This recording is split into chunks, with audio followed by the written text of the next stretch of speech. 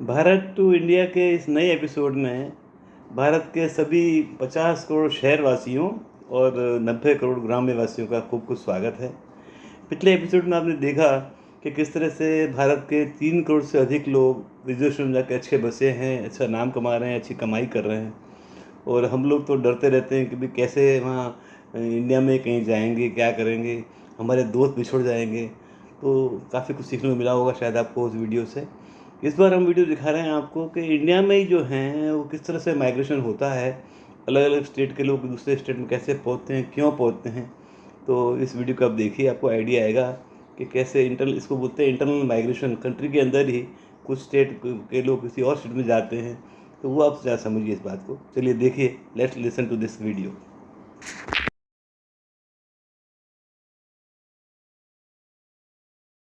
Migration. दोस्तों, ये शब्द सबसे ज़्यादा तब फोकस में आया जब लॉकडाउन के बाद बड़ी संख्या में भारत के जगह जगह से वर्कर्स ने अपने बर्थ स्टेट की तरफ माइग्रेशन करना स्टार्ट किया। और क्या आपको पता है, अकॉर्डिंग टू 2011 सेंसस, भारत में 450 मिलियन यानी 45 करोड़ से ज़्यादा लोग इंटरनल माइग्रेंट्स है, जो कि भारत की 37% पॉपुलेशन है। यानी भारत की 37% आबादी अपने बर्थ और ओरिजिन प्लेस के बजाय दूसरी जगह पर रहती है। तो दोस्तों, आज हम बात करेंगे भारत में हो रहे इंटरनल माइग्रेशन के बारे में। My name is Fenil and आपने अभी भी ज्वाइन किया है द ग्राफिक अर्थ। अगर आपको ऐसे ही इंटरेस्टिंग टॉपिक्स पसंद है तो क्यों ना आप हमारे चैनल को सब्सक्राइब कर दे।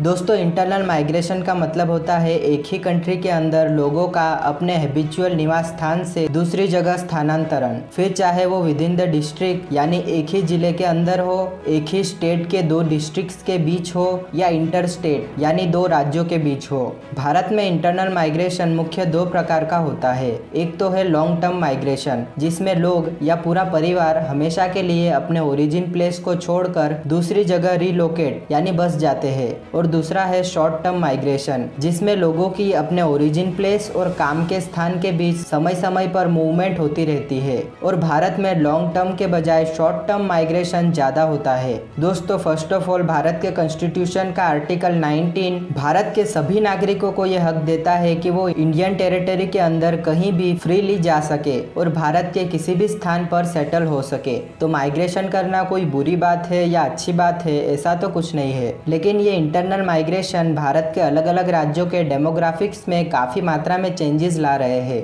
भारत में होते इंटरनल माइग्रेशन के कई कारण है, जैसे कि अर्बनाइजेशन। भारत में तेजी से अर्बन हो रहे शहर बड़ी मात्रा में गाँव के लोगों को अपनी ओर आकर्षित करते हैं। और इसी रूरल टू अर्बन माइग्रेशन के कारण भारत की अर्बन पॉपुलेशन 2014 में 41 करोड़ थी, वो 2015 तक 81 करोड़ तक बढ़ने का अनुमान है, जो कि दूसरी तरह से देखें तो कुछ हद तक अच्छा ही है। इसके अलावा एक और इम्पोर्टेंट माइग्रेशन का रीजन है मैरिज, स्पेशली फीमेल्स के लिए। मैरिज के अलावा एजुकेशन भी एक रीजन है। अच्छा एजुकेशन पाने के लिए हर साल कई स्टूडेंट्स दूसरे शहर या स्टेट में माइग्रेट करते हैं। और स्टेटिस्टिक्स के मुताबिक तो भारत के टोटल माइग्रेंट्स में से 1.77% माइग्रेंट्स स्टूडेंट्स ही है, जो कि एजुकेशन के लिए टेम्पररी स्थानांतरण करते हैं। इन सब के अलावा पॉलिटिकल डिस्टर्बेंस और एनवायरमेंटल एंड डिजास्टर रिस्क भी इंटरनल माइग्रेशन के कारण बनते हैं। दोस्तों, भारत के इंटरनल माइग्रेशन में 62% migration with in the same district यानी अपने ही जिले में होता है। यानी टोटल माइग्रेंट्स में से 62% माइग्रेंट्स अपने ही जिले के अंदर एक स्थान से दूसरे स्थान पर माइग्रेट करते हैं।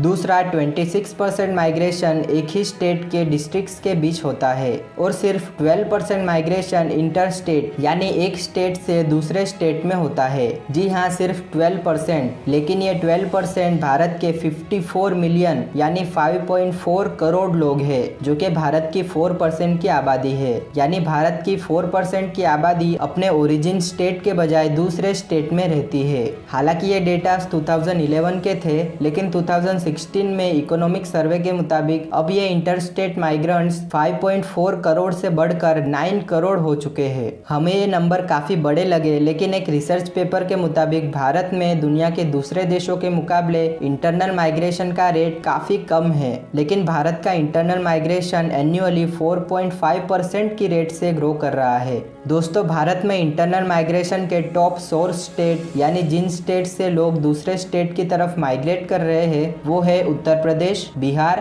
राजस्थान, मध्य प्रदेश, झारखंड, ओडिशा और उत्तराखंड। इन स्टेट्स का आउट माइग्रेशन रेट काफ़ी हाई है, जबकि टॉप डेस्टिनेशन स्टेट्स यानी जिन स्टेट में लोग माइग्रेट कर रहे हैं वो है दिल्ली, महाराष्ट्र, उत्तर प्रदेश, गुजरात, कर्नाटका, तमिलनाडु और आंध्र प्रदेश। इन स्टेट्स का इन माइग्रेशन रेट काफ़ी हाई है। और इंटरेस्टिंग बात यह है कि उत्तर प्रदेश दोनों ही कैटेगरी में टॉप स्टेट्स में आता है। बड़ी संख्या में यूपी के लोग दूसरे स्टेट्स में माइग्रेट कर रहे हैं और उसी तरह बड़ी संख्या में दूसरे स्टेट्स के लोग भी यूपी में माइग्रेट कर रहे हैं। This is kind of strange. दोस्तों, अकेले उत्तर प्रदेश और बिहार ही भारत के 37% माइग्रेंट्स का सोर्स है। वहीं दिल्ली, मुंबई, कोलकाता, चेन्नई, हैदराबाद, बेंगलुरु और दूसरे बड़े मेट्रोपोलियन सिटीज के अलावा पुणे और सूरत जैसी सिटीज भी सबसे ज्यादा माइग्रेशन के डेस्टिनेशन प्लेसेस है। यहाँ तक कि सूरत और पुणे पूरे एशिया में इन माइग्रेशन से सबसे ज्यादा प्रभावित है।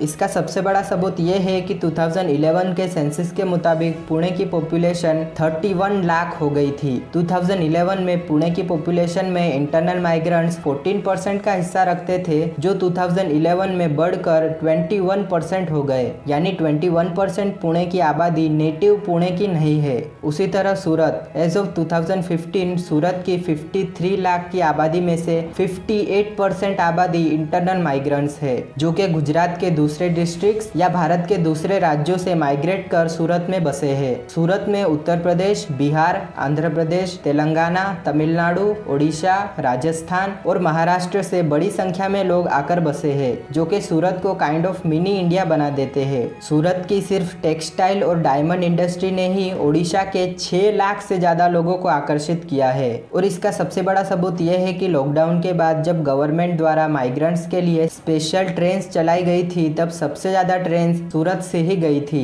एंड रिजल्ट ऑलमोस्ट आधा सूरत खाली हो गया था। दोस्तों, अब इंटर स्टेट माइग्रेशन के रूट्स पर एक नजर डालते हैं, यानी कौन से राज्यों से लोग किस राज्य में जा रहे हैं। हालांकि ये डेटा 2011 के हैं, लेकिन ये हमें फिलहाल की सिचुएशन का भी आइडिया देते हैं। मेजर रूट्स है उत्तर प्रदेश से महाराष्ट्र, उत्तर प्रदेश से गुजरात, उत्तर प्रदेश से दिल्ली, बिहार से दिल्ली और कर्नाटका से महाराष्ट्र। इन सभी रूट्स पर एन्युअली 3 लाख से ज्यादा लोग सोर्स स्टेट से डेस्टिनेशन स्टेट की तरफ माइग्रेट करते हैं। इनके अलावा बिहार से वेस्ट बंगाल, बिहार से झारखंड, उत्तर प्रदेश से पंजाब, उत्तराखंड से दिल्ली, बिहार से महाराष्ट्र, झारखंड से वेस्ट बंगाल, बिहार से गुजरात और ओडिशा से गुजरात। इन रूट्स पर भी एन्युअली 2 लाख से 3 लाख लोग सोर्स स्टेट से डेस्टिनेशन स्टेट्स की तरफ माइग्रेट करते हैं। इनके अलावा राजस्थान से गुजरात, राजस्थान से महाराष्ट्र, तमिलनाडु से कर्नाटका, केरला से कर्नाटका,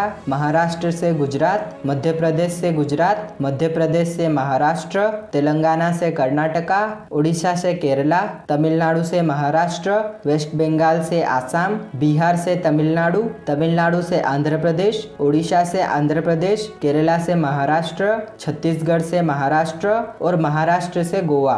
ये सभी भी बड़े माइग्रेशन रूट्स है, जहां एन्युअली 1 लाख से ज्यादा लोग सोर्स स्टेट से डेस्टिनेशन स्टेट्स की तरफ माइग्रेट करते हैं। और अगर डिस्ट्रिक्ट्स लेवल बात करें तो उत्तर प्रदेश के मुजफ्फरनगर, बिजनौर, मुरादाबाद, रामपुर, मेरठ जैसे 40 डिस्ट्रिक्ट्स, बिहार के दरभंगा, गोपालगंज, सिवान, सारण, शेखपुरा, भोजपुर, बक्सर और जहानाबाद डिस्ट्रिक्ट, झारखंड के धनबाद, लोहरदगा और गुमला डिस्ट्रिक्ट्स, उत्तराखंड के उत्तरकाशी, चमोली, रुद्रप्रयाग, टिहरी गढ़वाल, पौड़ी गढ़वाल, पिथौरागढ़, बागेश्वर, अल्मोड़ा और चंपावत डिस्ट्रिक्ट्स, हिमाचल प्रदेश में हमीरपुर डिस्ट्रिक्ट, आसाम में नलबारी और दरंग डिस्ट्रिक्ट, ओडिशा में बोलानगिर और गंजम डिस्ट्रिक्ट, कर्नाटका में बीदार डिस्ट्रिक्ट, मध्य प्रदेश में झाबुआ और बैतूल डिस्ट्रिक्ट, राजस्थान में चूरू, झुंझुनू और पाली डिस्ट्रिक्ट, महाराष्ट्र में रत्नागिरी और सिंधुदुर्ग और गुजरात में अमरेली डिस्ट्रिक्ट। इन सभी डिस्ट्रिक्ट्स में नेट आउट माइग्रेशन का रेट ज्यादा है, यानी इन जिलों से बड़ी संख्या में लोग बाहर निकल रहे हैं और माइग्रेट कर रहे हैं। जबकि चंडीगढ़,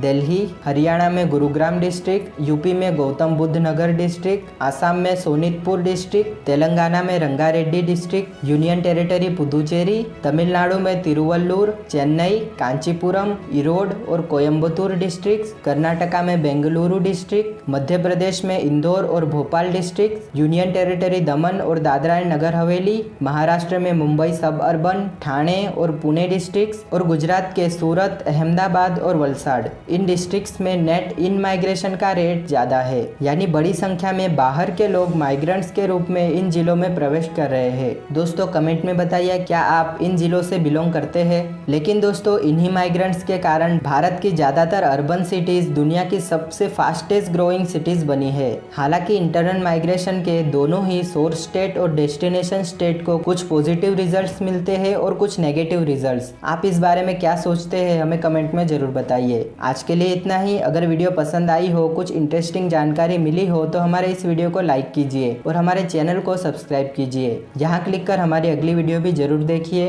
वीडियो एंड तक देखने के लिए आपका बहुत बहुत धन्यवाद। तो मिलते हैं अगली वीडियो में, तब तक के लिए गुड बाय। इस चैनल का मेन सब्जेक्ट ये है कि लोग गाँव से शहरों में आएँ, क्योंकि जिसको बोलेंगे urbanisation is the key to progress of any country. उसी से देश की तरक्की होती है।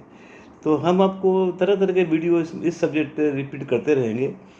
एक छोटा सा वीडियो आप देखिए, इंग्लिश में है लेकिन आपको पिक्चरल ज़्यादा है, तो इतना तो आपको आराम से समझ में आएगा कि क्या डिफरेंस है दोनों में। तो ये भी ज़रूरी नहीं है कि सभी शहर का लाइफ ज़्यादा ही अच्छी होती हो। ज़रा समझिए इस बात को और डिसाइड कीजिए कि हम शहर में जाएंगे, कैसे जाएंगे, क्या करेंगे। चलिए, और अब मिलेंगे अगले एपिसोड में। और इस चैनल को सब्सक्राइब करना कृपया ना भूलिए आप, प्लीज़। तो देखिए इस नए वीडियो। चलिए।